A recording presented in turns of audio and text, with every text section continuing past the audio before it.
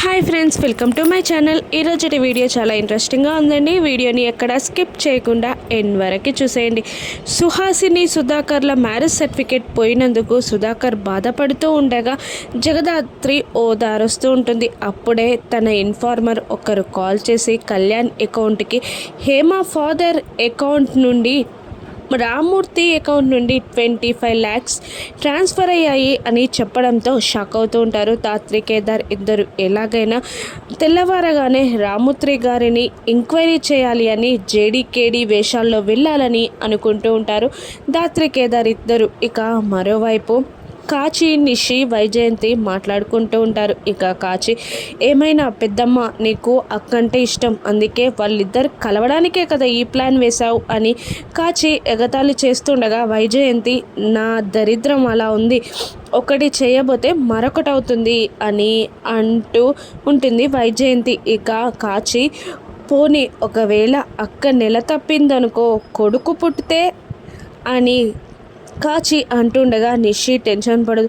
అమ్మో, 70% వాటా వాడికే వెళ్ళిపోతుంది, ముష్టి 30% మనకిస్తారు, మనకు అది అవసరం లేదు అని అనుకుంటూ ఎలాగైనా అన్నయ్య వదిన విడిపోవడానికి మనం ఏదో ఒక ప్లాన్ చేస్తూనే ఉండాలి అని నిషి అంటూ ఉంటుంది. అవును అని కాచి, వైజయంతి అంటూ ఉంటారు. ఇక తెల్లవారగానే జేడీకేడీ వేషాల్లో హేమ ఫాదర్ వాళ్ళ ఇల్లు ఉండే లొకేషన్లో అంతా ఎంక్వైరీ చేస్తూ ఉంటారు జేడీకేడీ. ఇక లొకేషన్ ఇదే ధాత్రి అని కేదార్ అంటుండగా, ఇక్కడ హేమ ఫాదర్ వాళ్ళ ఇల్లు ఎక్కడ మనకిలా తెలియాలి అని అంటూ ఉంటుంది ధాత్రి. ఇక వాళ్ళదు అంత ఏరియా చాలా చెక్ చేస్తూ తిరుగుతూ ఉంటారు. ఇక అప్పుడే కొందరు రౌడీలు హేమ ఫాదర్ రామ్మూర్తిని కిడ్నాప్ చేసుకొని సుమోలో తీసుకెళ్ళిపోతూ ఉంటారు. ఇక అది చూసిన ధాత్రి, కేదార్లు పట్టుకోవడానికి పరిగెడతారు, కానీ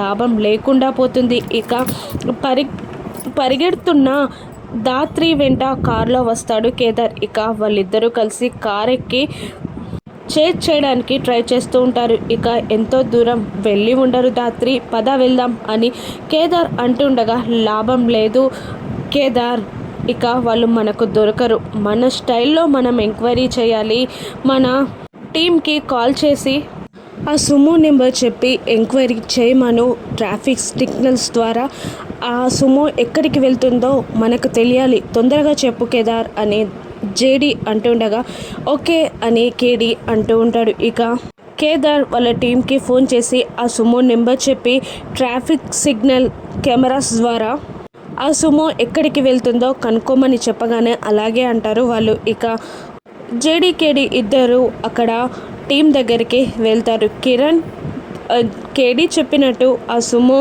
ఎక్కడికి వెళ్ళిందో కనుక్కున్నారా అని అంటుండగా, ఎస్ మేడం అని అంటూ ఆ కెమెరా మానిటర్ చేస్తున్న ల్యాప్టాప్ దగ్గరికి తీసుకెళ్తారు. ఇక అక్కడున్న ఒక అమ్మాయి ఇలా చెప్తూ ఉంటుంది, చేశాం మేడం, ఆ కారు పంజాకుట్ట సెంటర్ నుండి ఖైరతాబాద్ మీదుగా లక్డీ కపుల్ సైడ్ వెళ్ళింది మేడం అని అంటూ ఉంటుంది ఆ అమ్మాయి. ఇక కోటి సెంటర్లో మన సీసీ కెమెరాస్ పనిచేయట్లేదు మేడం అని అంటుండగా, ఇక మిస్ అయిపోయారు అని ధాత్రి అంటూ ఉంటుంది. ఇక మళ్ళీ ఒకసారి ఆ వీడియోని ప్లే చేయి అని ధాత్రి అంటుండగా, ఇక ఆ కార్ వెళ్ళిన విజువల్స్ని ప్లే చేస్తూ ఉంటుంది ఆ అమ్మాయి. ఇక అందులో ఒక పాయింట్ని గమనిస్తూ ఉంటుంది ధాత్రి.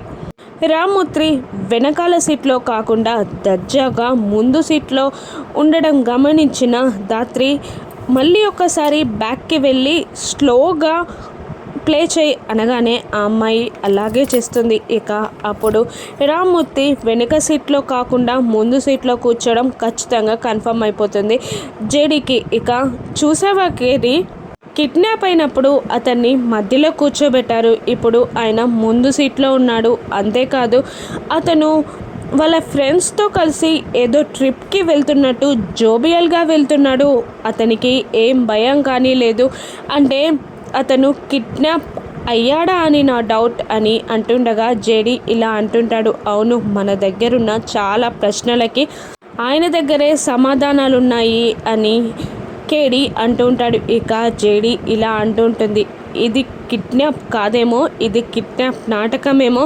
మనము 25 lakhs అతని అకౌంట్ నుండి ట్రాన్స్ఫర్ అయ్యాయని తెలుసుకున్నామని అతనికి తెలిసి అతను కిడ్నాప్ అయినట్టు డ్రామా ఆడుతున్నాడేమో.